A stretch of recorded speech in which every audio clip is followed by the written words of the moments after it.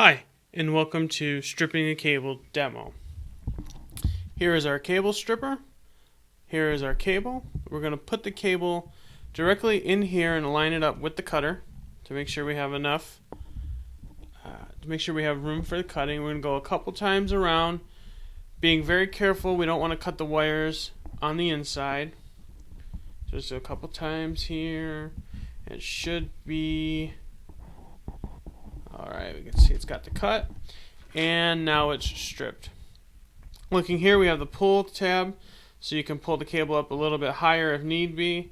We have our pairs of cabling here, and we also have the center spine, which keeps the cable secure in the packaging.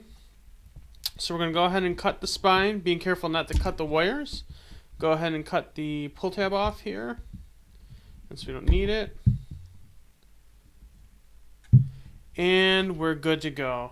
The next step is going to be getting the cables untwisted and getting them ready into the jack to punch down. So we'll see you in the next video.